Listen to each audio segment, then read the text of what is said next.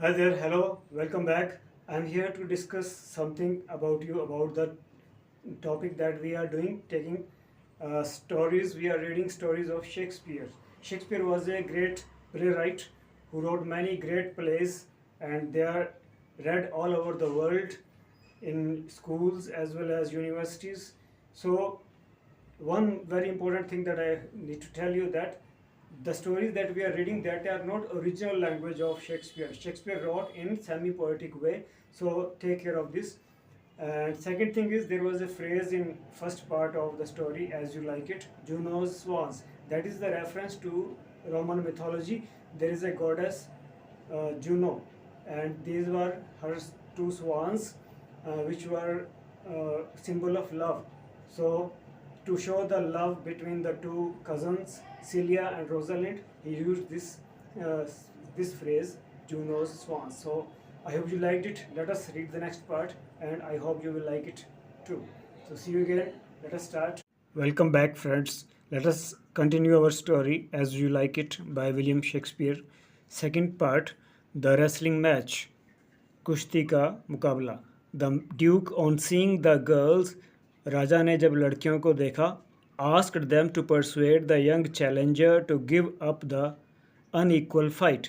राजा ने कोशिश की अपनी लड़कियों को मनाने की कि वो मनाएं उसको, यंग चैलेंजर को, ऑरलैंडो को, जो वहाँ पर कुश्ती करने के लिए आया था शाही पहलवान से, कि ये मुकाबला बराबर का नहीं है, अनइक्वल है, इसलिए इसको रोक लो, नहीं तो कहीं मर ना जाए ये Orlando.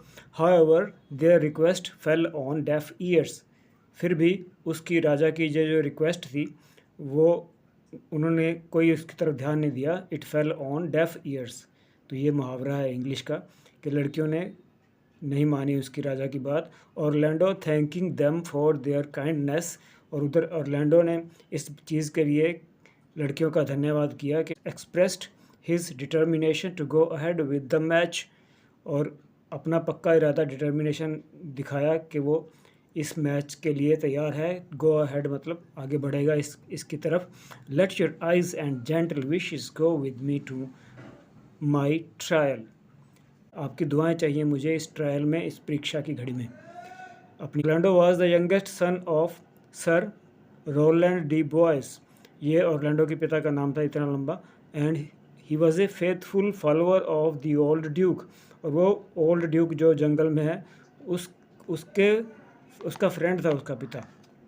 ऑरलैंडोज एल्डर ब्रदर ओलिवर, और इस लड़के का बड़ा भाई Oliver, had been charge under his father's will. पिता की वसीयत के हिसाब से उसे चार्ज मिला था, ये जिम्मेवारी मिली थी, to bring him up, Orlando को पालन पोषण करने की, ब्रिंग अप करने की, एंड एजुकेट, और पढ़ाने की, for his role in life, ताकि अपनी ज़िंदगी में कुछ कर सके, अच्छा काम, रोल निभा सके. But Oliver hated him. लेकिन ओलिवर जो था ऑरलैंडो को नफरत करता था अपने छोटे भाई से. His brother's attitude had made Orlando take up the challenge of fighting the most powerful wrestler in the region. इसीलिए ऑरलैंडो ने ये पंगा लिया था, मैच जान जोखिम में डाली थी, क्योंकि वो ज़िंदगी से परेशान था अपने बड़े भाई के इस रवैये, एटीट्यूड के कारण. He hoped either to be killed. उसे ये आशा थी कि या तो वो मार दिया जाएगा इस युद्ध में, और टू मेक ए फॉर्चून, या फिर उसकी किस्मत बदल जाएगी, इनाम मिलेगा बहुत बड़ा, by winning the match, match को जीत करके. The wrestling match began. कुश्ती का मुकाबला शुरू हुआ. Celia prayed that young Orlando would not be hurt. Celia ने दुआ की कि ऑरलैंडो को चोट न लगे.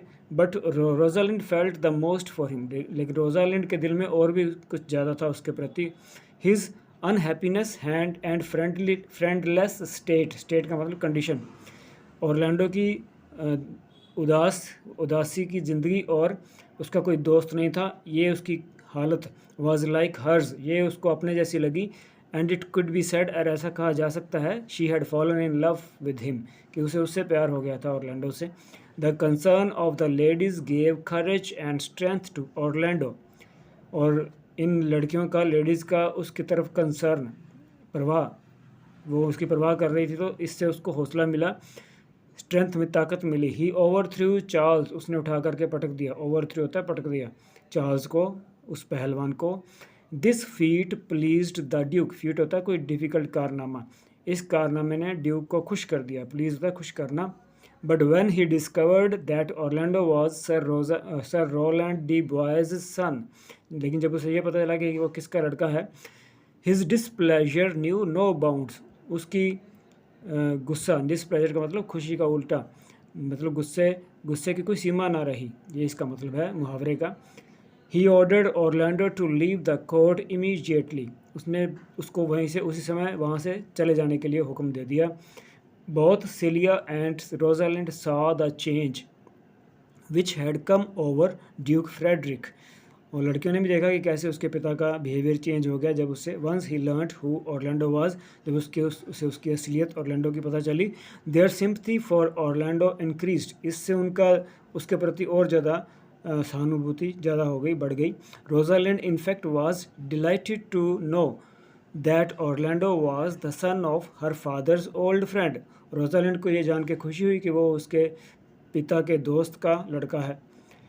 आफ्टर फ्रेडरिक लेफ्ट, जब फ्रेडरिक राजा चला गया, Rosalind and Celia went to speak to Orlando, वो दोनों लड़कियां उस ऑर्लैंडो से बात करने के लिए गई।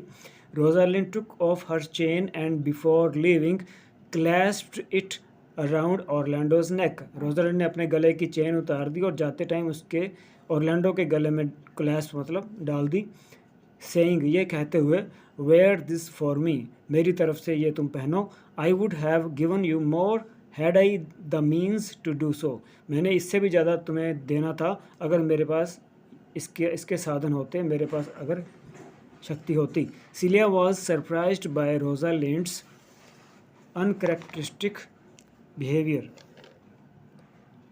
Gesture.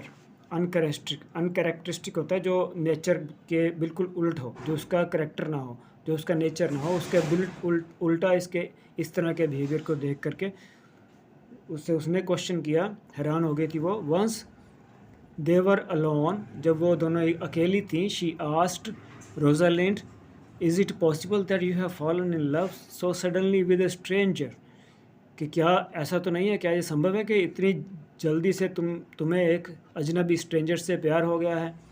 The Duke my father loved his father, तो उसने रोजालिंड ने आगे से क्या कहा कि ड्यूक, मेरा पिताजी जो ड्यूक थे पहले, वो इसके पिता को प्यार करते थे।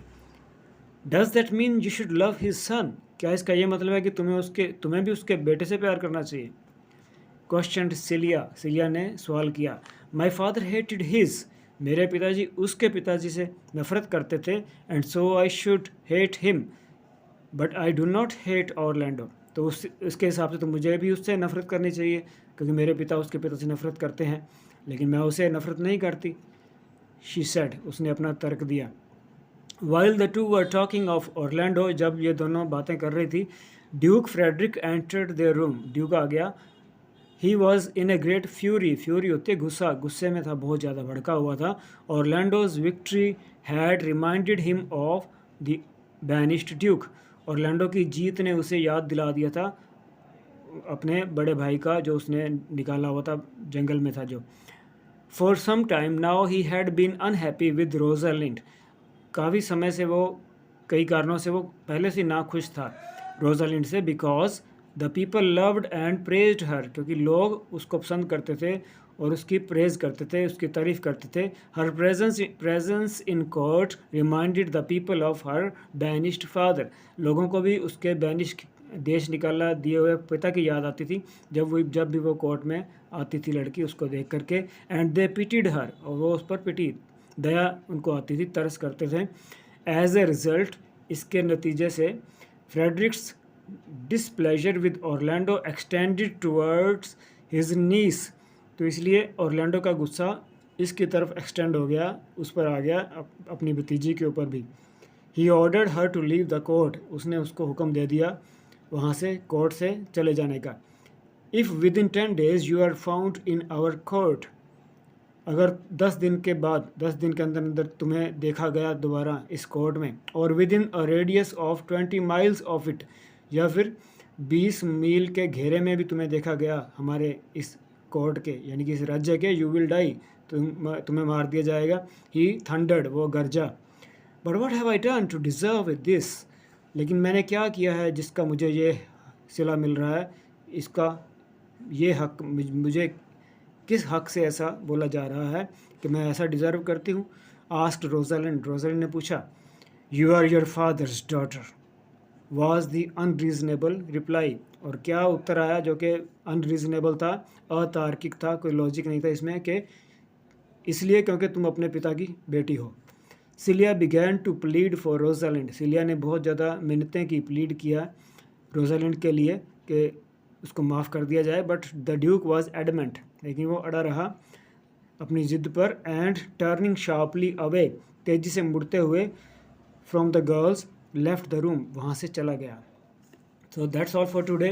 I hope you liked it. See you again. Bye bye. Take care. Keep learning. Keep enjoying.